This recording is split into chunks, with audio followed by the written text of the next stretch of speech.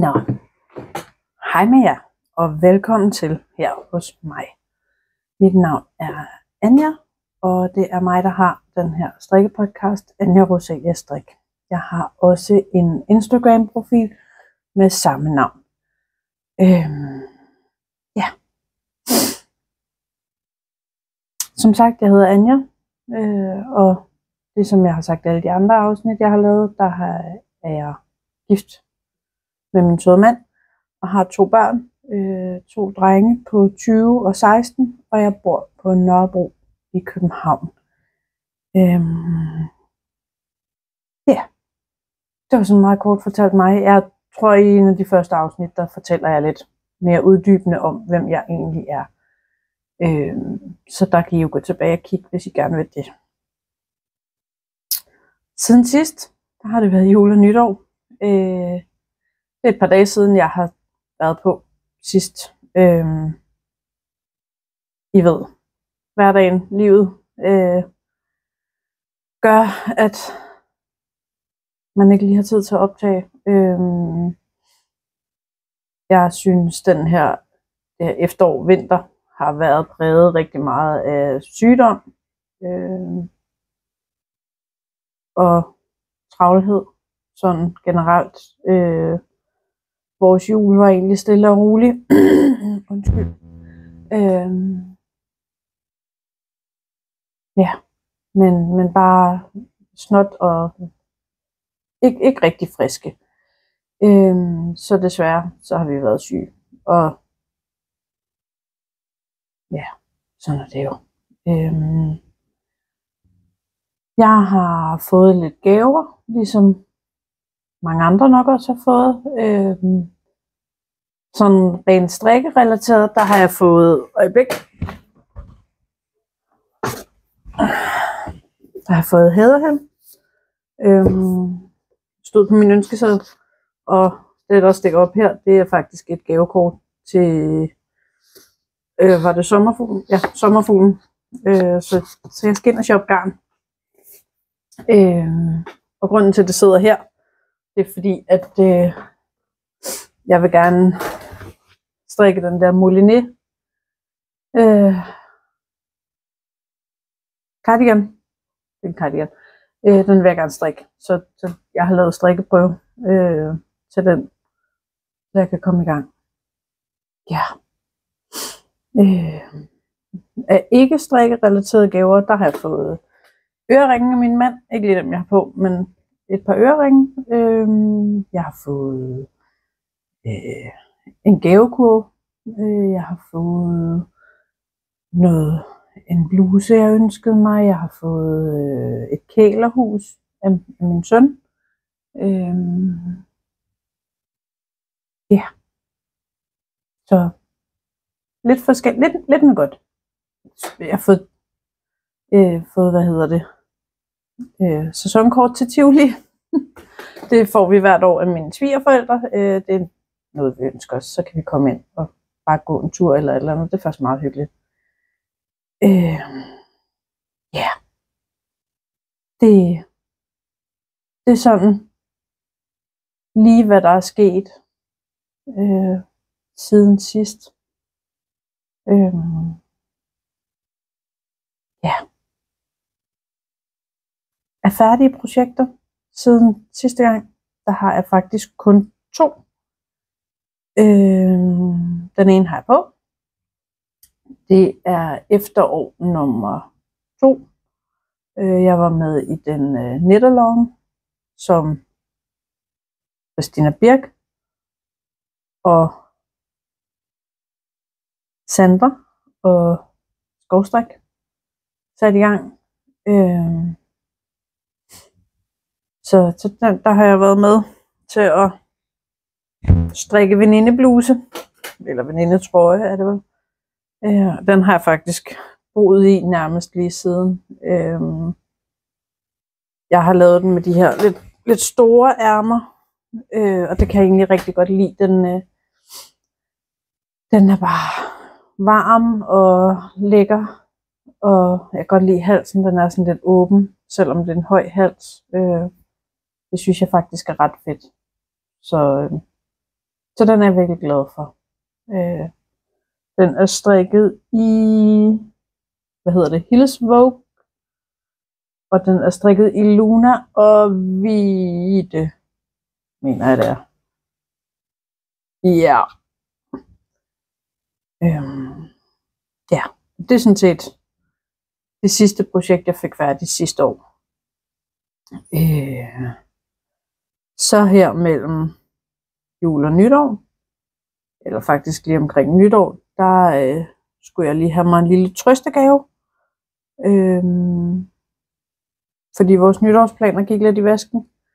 Så der kørte jeg ned til Nicoline Garn. Og så købte jeg garn, så jeg kunne lave en Into the Hoodie med det Hvidtved. Så jeg havde sådan et nytårsprojekt at sidde og hygge mig med, nu hvor jeg ikke skulle holde fest alligevel. Og den blev færdig lige i starten af det nye år. Så den er der. Nu tager jeg den ikke lige på, fordi så larmer det helt ekstremt på mikrofonen. Men den er her. Og den er lavet, så den passer sammen med min sådan brodorøde jakke og mine støvler. Og så det er lavet som sådan nærmest et helt sæt. Jeg er virkelig, virkelig glad for den. Den har jeg også nærmest brugt hver dag her, siden jeg startede på arbejde igen, hvor det har været pivkoldt. Den er strikket i Peer Gynt og hvad fanden var det? Kit Silk fra Drops. Og jeg kan ikke huske, hvad farven hedder.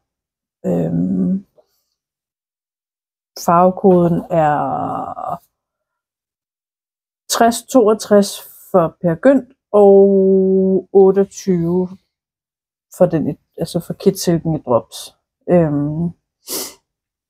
Men de passer faktisk fint sammen, og den er dejlig varm, og ja. Tog ikke så lang tid at strikke.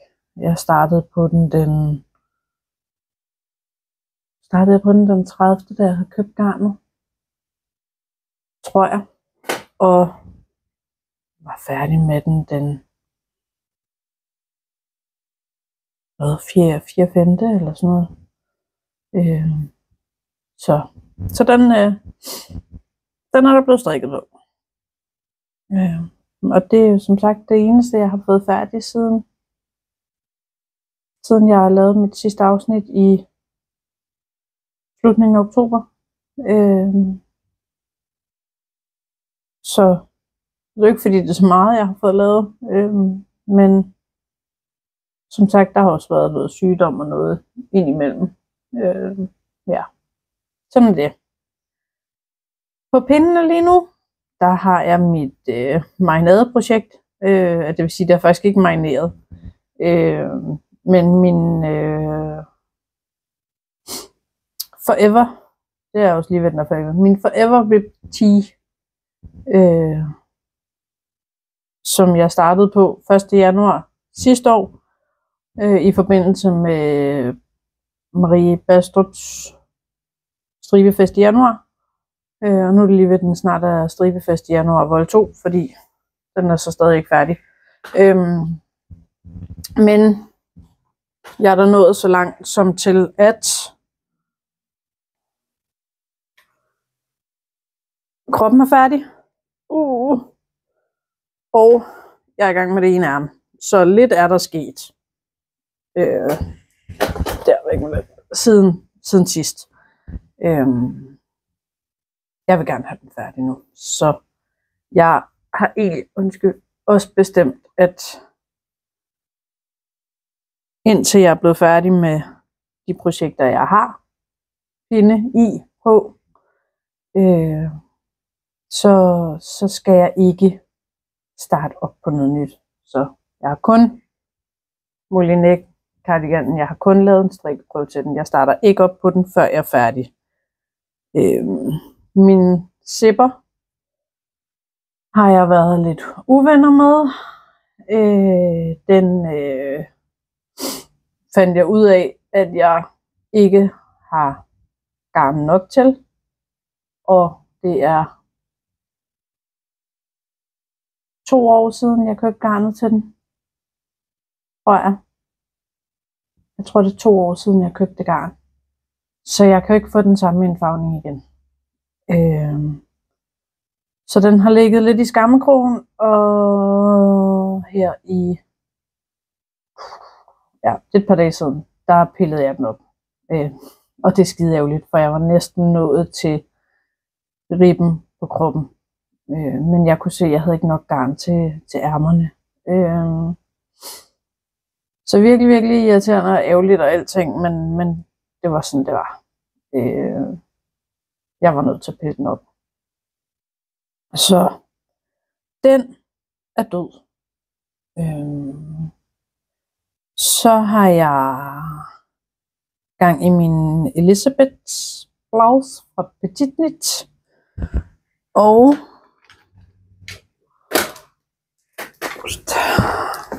der har jeg lige sat af til jeg vender den rigtigt. Der har jeg lige sat af til ærmer.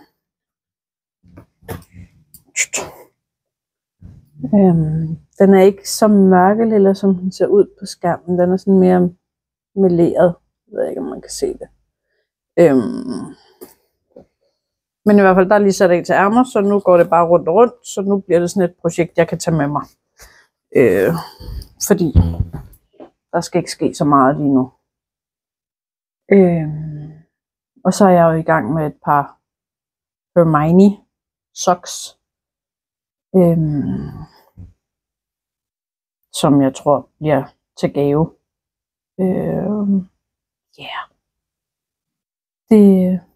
Der er en færdig.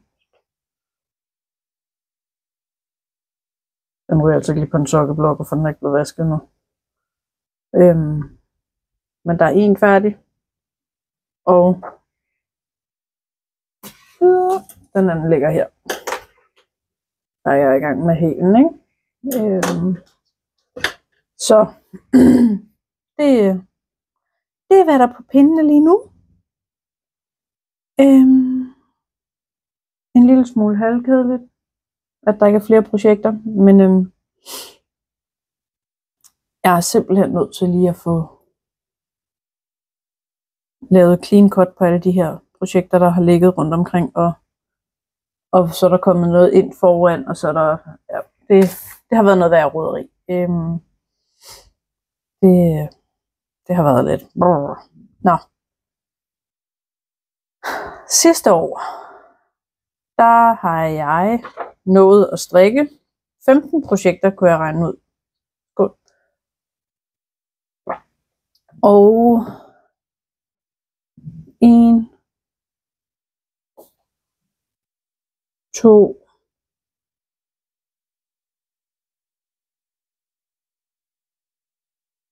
3,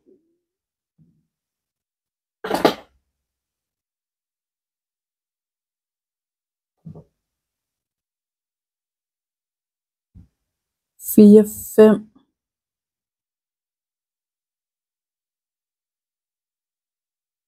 5 af de projekter har jeg givet væk. Ja.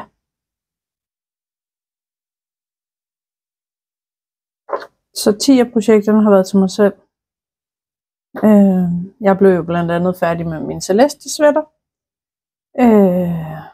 Jeg har strikket nogle strømper til mig selv. Jeg har strikket en Cumulus tee. Jeg har strikket en vest. Flere strømper. Jeg har strikket min restefætter cardigan. Jeg har strikket den her. Den nåede faktisk også at blive færdig sidste år. Og så har jeg hæklet 3 bøllehatte til når vi skal ind og se fodbold. Jeg er jo efter 23 år med en fodboldtosse også blevet bidt af en gal fodbold. Så lang tid tog det lige for, at jeg faldt i den nat på den. Nå, tilbage på sporet. 15 projekter blev det til sidste år, og jeg kan godt se, at der er mange andre, der har strikket rigtig meget mere, end jeg har, men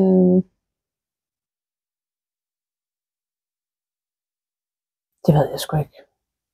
Det er nok ikke, fordi de har mere tid til det, end jeg har. Jeg tror bare, at ja, det ved jeg sgu ikke. Jeg strikker nok bare langsomt. Så får jeg mere for pengene. Bilder jeg mig selv ind. Det gør jeg nok ikke, men altså. Ja, jeg strikker langsomt, og så tror jeg også, jeg har en tendens til, at når jeg bliver færdig med et projekt, så har jeg lige et par dages strikketørke, hvor jeg ikke ved, hvad jeg skal gå i gang med. Og det er jo lidt åndssvagt, fordi jeg har masser af projekter liggende. Men jeg får lige sådan et par dage sådan lidt, jeg ved jeg sgu ikke, lidt strikkeblues, kan man kalde det det. Jeg får sådan lige en periode, hvor jeg tænker, hvad skal jeg strikke? Hvor jeg ikke rigtig kan komme tilbage på sporet. Så ja, det kan være det derfor. Jeg har regnet sammen, at jeg har strikket 3.623 gram garn, strikket, skråstreg hæklet, lige over 3,5 kilo garn. Det ved jeg ikke, om det er meget, eller om det er lidt. Nu har jeg bare prøvet at have en oversigt over det sidste år. Og se, og i alt så har jeg strikket 61 nøgler, skråstreg fed, op. Så har jeg selvfølgelig nogle rester fra de forskellige, nogle større end andre. Men det er ligesom, det er mit strikkeår sidste år, og det er første år, jeg gør det. Og jeg har egentlig bestemt mig for at gøre det igen i år, det her med at skrive ned. Jeg har den her lille fine bog, og der har jeg skrevet ned.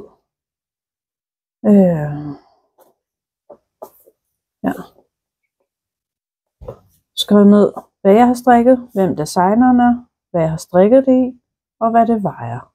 Hvad farve jeg har strikket det i, og hvad det vejer, det færdige strik. Og det her tror jeg har gjort med alle projekter fra sidste år i. Jeg er ikke helt sikker på, om jeg har misset nogen. Det tror jeg måske, jeg har. Så faktisk har jeg jo strikket mere. Men altså, ja. Det er i hvert fald den, jeg ligesom har prøvet at have lidt oversigt over det i. Ja. Jeg kommer ikke til at lave sådan en eller anden fancy bog, kan jeg mærke. Jeg vil gerne. Det kommer ikke til at ske. Men jeg prøver at skrive ned sådan lige de mest basic. Hvad er det egentlig, jeg har lavet? Også fordi det er sjovt at kigge tilbage på. Tænker jeg, når jeg når længere hen i årenes løb. Ja. Hvad skal 2025 så bringe med sig?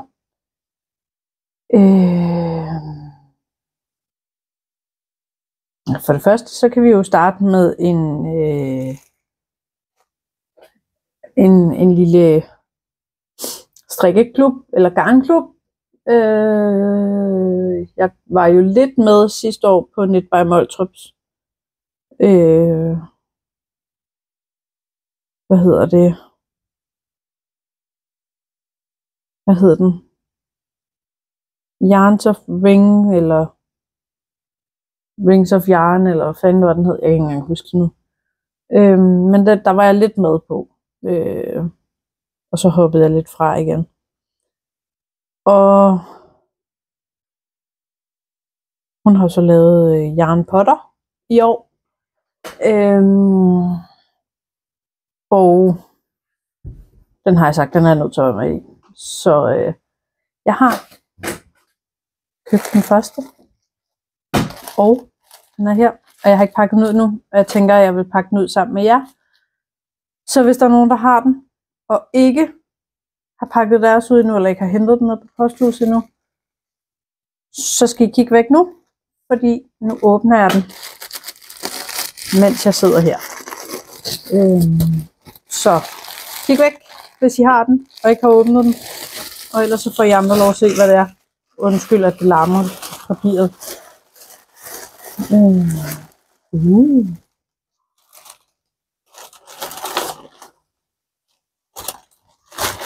Mail Day har vi her. Vi kan jo starte med den lille. Jo, der er noget. Se det?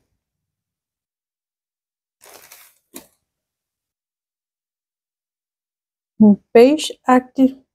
Det må næsten være alle brevene, ikke? Med lidt smørkere beige, eller er det noget meget lys brun, der er på? Og den der. Jeg tænker, det må være stemplet måske. Alle de der stempler der på. Den er virkelig også fin.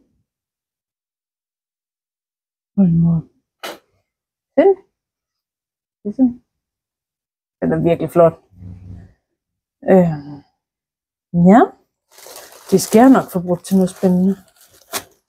Det er jeg slet ikke et sekund i tvivl om. Så pakker vi også lige papiret her væk, ikke? Skrætte. Væk med det. Nu er det væk, så dem, der har kigget væk, de kan kigge tilbage, fordi nu har jeg gemt det væk igen.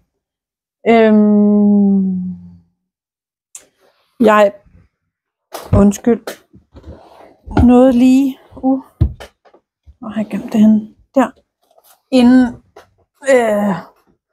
at få fingre i den fra sidste år. Lord of the Yarns var det, den hed. Sidste farve, hun lavede sidste år, det var den, der hed Last Ship. Og det var der, hvor de sejler ud. Den har købt 3 af. Og det har jeg, fordi at jeg tænker, at jeg skal lave en vest i den farve. Den kunne jeg simpelthen ikke stå for. Så der vil jeg gerne have lavet en vest. Jeg skal bare lige have købt en følgetråd. Ja. Det bliver også et af mine 25 projekter. Måske, tror jeg. Og så Moulinet cardiganen, der har jeg faktisk de her 2. De går nok skrige. Farveforskellen ser så større ud på skærmen, end den er i virkeligheden. Den er faktisk ret fin, når den er strikket sammen. Det er min farveprøve, der er blevet vasket og ligger ved at blokke og ligger ved at tørre. Så den bliver nok lidt lysere, når den tørrer helt op, kunne jeg forestille mig. Men den er faktisk ret fin. Så jeg er lidt fortrøstningsfuld over den. Ja. Så jeg skal lave min Moulinet og lave den vest. Og så har jeg en niece, som har ønsket sig en, regnbuetrøje. Jeg lavede en regnbuetrøje til min egen søn, som mine 2 niecer nede på Sydsjælland har, først den ene og så nu den anden, har haft overtaget. Og den mindste af dem, hun ønsker sig en regnbuetrøje mere. Og det har jeg lovet hende, det vil jeg gerne lave til hende. Så det bliver også et projekt. Og så har jeg en anden niece, som havde fået en Carlas kjole for et par år siden. Og hun kom her for ikke så lang tid siden og sagde, at nu var den altså blevet for lille, og hun ville gerne have noget andet. Og så pillede vi faktisk kjolen op igen. Hun har ikke nået at bruge den særlig meget. Så pillede vi kjolen op igen. Og det garn har jeg også liggende og har lovet hende at lave et eller andet til hende. I stedet for. Så den skal jeg nok også have lavet.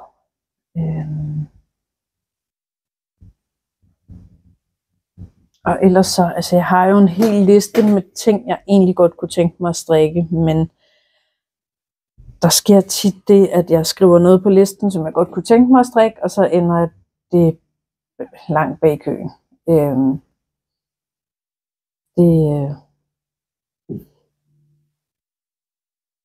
Jeg er ikke så god til at overholde min ønskeliste, eller hvad man skal kalde det. Jeg har nogle idéer, og så kommer der nogle andre, og så skubber de første idéer af pinden, og så kommer der et nyt strikkedesign, eller så bliver jeg inspireret, eller så får jeg det bare ikke. Så får jeg det ikke lige gjort. Jeg har jo også den der Kit Couture bog stående, som jeg godt kunne tænke mig at strikke disco-trøjen fra. Får det ikke gjort. Ja. Det bliver en skønne dag, når jeg får et hjem med bedre plads, og ja, så bedre plads til alt mit happengud. Så bliver det nok også lidt nemmere at blive inspireret af det, jeg har. Ja. Sådan er det. Nu har jeg plapret i en halv times tid. Og jeg redigerer jo ikke rigtig i det. Det kan godt være, at jeg lige sætter lidt tekst ind, eller lidt billeder ind, eller et eller andet, men jeg redigerer ikke rigtig i min podcast. Så I får det ligesom bare råt. Så nu hvor jeg har siddet og plapret her i snart en halv time, så tænker jeg, at jeg vil til at takke af og tage mig det der vasketøj derovre. Ja. Som altid, så gør det mig super glad, hvis I liker. Det gør mig også super glad, hvis I vil trykke på abonner-knappen. Så kan I også se, når jeg kommer igen. Jeg er ikke så god til at komme sådan fast, så det er noget tid og lyst og overskud og energi og alt det her, det er der. Så hvis I vil være sikre på ikke at misse et afsnit, så vil det være en god idé at trykke abonner. Og endelig også send mig en kommentar. Jeg prøver at huske at gå ind og kigge, om der er kommet en kommentar og svare på den. Men fortvivl ikke, hvis jeg ikke svarer jer lige med det samme, så er det bare fordi jeg er en snøl og ikke får tjekket, om der er kommet kommentarer på mine afsnit her. Så det er ikke ond vilje, at jeg ikke får svaret jer. Ja. Og I må som sagt også gerne følge med inde på Instagram. Der hedder jeg også Anja Rosalia _strik. Der kan I også se lidt, hvad jeg går og har gang i af strikke-relaterede, hækle-relaterede ting og sager. Ja. Skulle vi ikke bare sige, at det var det? Og så må I nyde vinteren derude. Der er nogen, der har sne, og så er der nogen, der ligesom mig bare har chap og gråvejr. Ja. Til vi ses igen. Skål, og tak fordi I kiggede med.